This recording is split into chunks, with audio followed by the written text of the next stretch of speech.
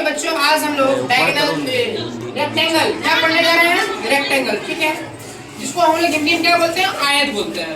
आयत के बारे में जानेंगे। सबसे पहले एक फिगर के द्वारा समझने का प्रयास करते हैं। देखिए ये फिगर है ABCD, एक आयताकार फिगर हो गया, ठीक है। अब आयताकार आपका घर भी हो सकता है, आयताकार खेत भी हो सकता है, आयताकार आपका बुक भी हो सकता है, आयताकार बेंच भी हो सकता है, ठीक है। तो आयताकार का मतलब हुआ जिसमें क्या हो, लंबाई भी हो और चौड़ाई भी हो, ठीक है। और जिसका विकर्ण, ये क्या हो गया? ये विकर्ण हो गया। इसका शीर्ष और ये शीर्ष और ये शीर्ष मिलाकर क्या बन गया? विकर्ण बन गया, ठीक है। विकर्ण का मतलब समझिए आप बचपन में क्या करते होंगे, कहीं जाना होता होगा तो आप सीधा कोना कोने चले जाते होंगे। तो कोना कोने का मतलब क्या हुआ? विकर्ण। आप बचपन में स्कूल में खेले होंगे, है ना, कोना कोनी खेले होंगे, उसमें क्या करते होंगे आप लोग? सीधा कोना छोड़ जाते होंगे। तो कहने का मतलब इस कोना से यहाँ गए, क्या बन गए? आपका विकर्ण हो गया। क्या हो गया? विकर्ण हो गया। मतलब दो स्थानों के बीच की जो न्यूनतम दूरी है उसे क्या बोल देंगे हम लोग? विकर्ण बोल देंगे। ए से डी के बीच की दूरी क्या कहलाएगा? विकर्ण कहलाएगा। यहाँ हम लोग लिखेंगे ए डी इक्वल्स टू है आपका सी डी। ये हो गया एल। एल बोले तो लंबाई, एल बोले तो क्या हो गया? लंबाई हो गया, ठीक है। अब देखिए ए सी इक्वल्स टू हो गया बी डी। ये हो गया आपका बी। ये हो गया आपका चौड़ाई।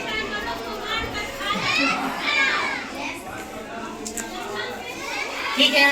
अब बोलेंगे सर यहाँ पे AD क्या है?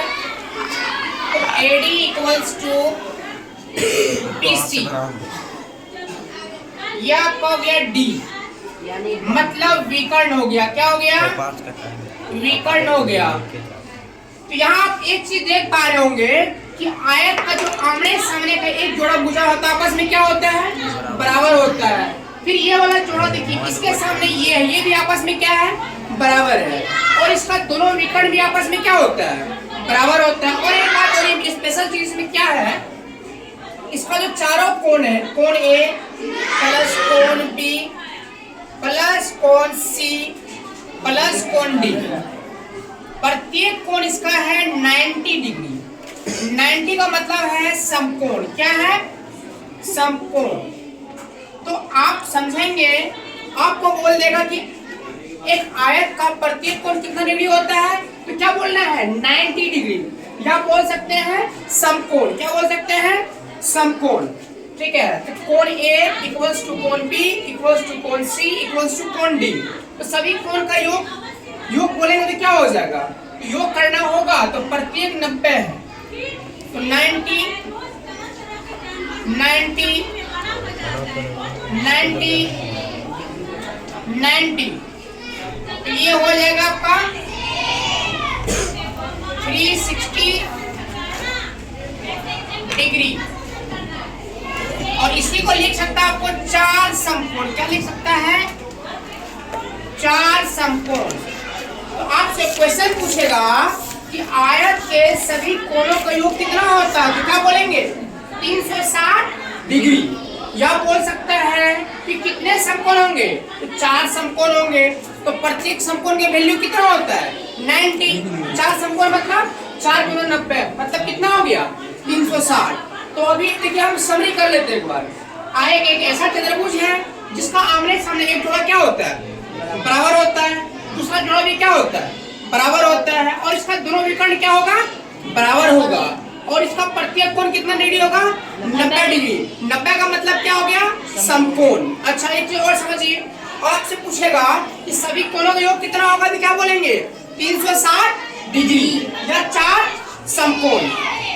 देखिए आप लोग को तो समझा रहे हैं, अगर आप लोग को कहीं प्रॉब्लम होती है तो आप लोग सीधा बोल सकते हैं कमेंट में कि सर यहाँ पे आप जो पढ़ा रहे हैं ये चीज मुझे समझ में नहीं आ रही है। तो मैं क्या करूंगा, प्रयास करूंगा कि जितना आसान भाषा में हो, लेमैन टर्म में आप लोग को बताने का प्रयास करेंगे। मेरा उद्देश्य ही है कि आपको पढ़ाना नहीं, समझाना। क्योंकि पढ़ाने वाले बहुत सारे टीचर हैं, मैं पढ़ाने वाले टीचर नहीं हूँ, समझाने वाले टीचर हूँ। आप ये किताब लेकर पढ़ सकते हैं, लेकिन मेरा मेन उद्देश्य क्या है, आप समझ जाए। अगर आप समझ जाएंगे तो आप बोर फील नहीं करेंगे और पढ़ाई आपके लिए क्या बन जाएंगी, बच्चों का खेल बन जाएंगी। इतना ही आज रखते हैं, धन्यवाद। आप लोग सब्सक्राइब कीजिए, लाइक कीजिए। जय हिंद, जय भारत।